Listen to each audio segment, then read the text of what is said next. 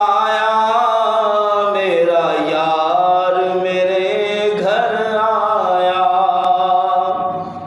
اللہ تعالیٰ دی حمد و ثنا تو بعد آقا انعامدار مدینے دے تاجدار احمد مختار شب اسرا دے دولہا مالک ہرد و سرا احمد مجتبی جناب محمد مصطفیٰ صلی اللہ تعالی علیہ وآلہ وسلم دی بارگاہ عالیہ دے اندر ہدیہ نذرانہ درود و سلام پیش کرنے تو بعد نہایت ہی واجب الاحترام دوستو بزرگو عزیز ساتھیو السلام علیکم ورحمۃ اللہ وبرکاتہ۔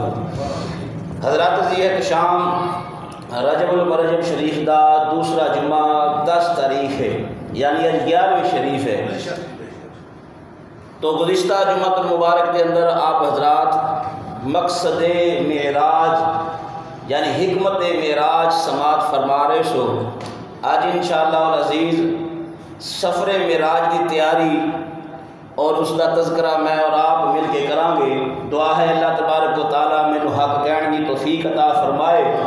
آپ حضرات جو سماعت فرما رہے ہو اللہ تبارک و تعالیٰ سانو سارے نو سن کے سنا کے عمل کرن دی توفیق عطا فرمائے۔ دوستان محترم، واقعہ معراج بہت سارے سبق لے کے ساڑھے واسطے آیا، اس دے اندر بہت سارے اسباق نے۔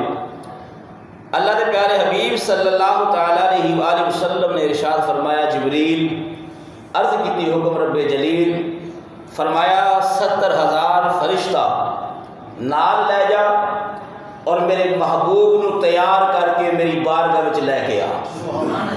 دوستان محترم، حضرت اسرافیل علیہ السلام ایسا فرشتہ ہے کہ اس نے عرش دے تھلے کئی ہزار سال عبادت کی تھی۔ تو اللہ رب العالمین نے ارشاد فرمایا کہ تیری اس عبادت کو قبول کیتا گیا، مانگ کی مانگنا ہے۔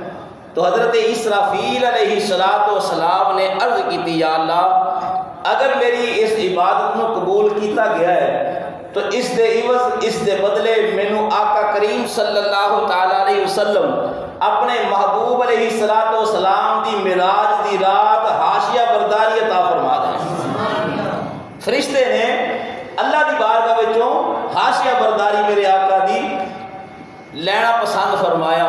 تو اللہ رب العالمین نے فرمایا تینوں اے اعزاز دیتا گیا، ایک رات آئے گی شب معراج تے میرا محبوب جدو میری بارگاہ وچ آئے گا تے مسجد حرام تو مسجد اقصی تک تو میرے محبوب دی حاشیہ برداری کردا ہویا اگے کے چلدا آئے گا۔ دوستان محترم، تیاری ہو گئی۔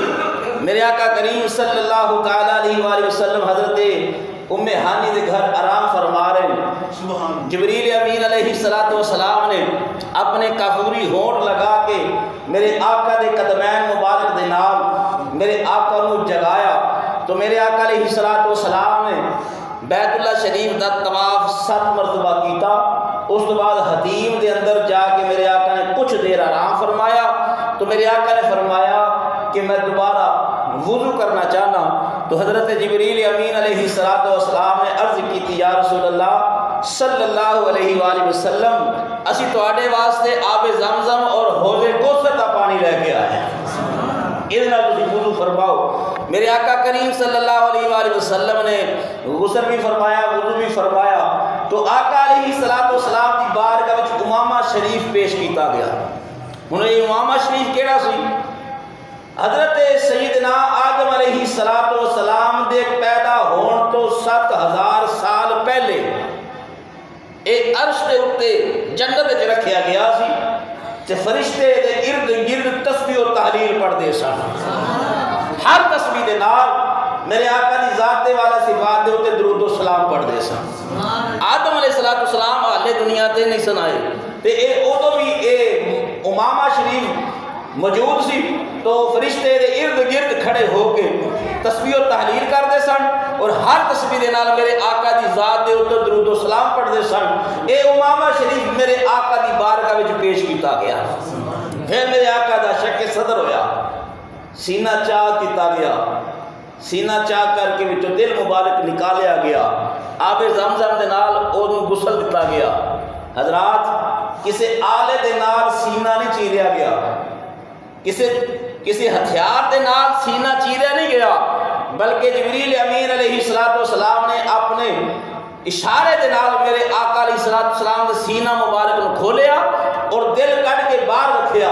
ذرا تصور کر کہ دل ایک میجر ہے، انسان دے ایک میجر چیز ہے، دل نکال دیتا جائے تو بندہ مر جاندہ ہے، تو میرے آقا علیہ السلام کا دل نکال لیا گیا۔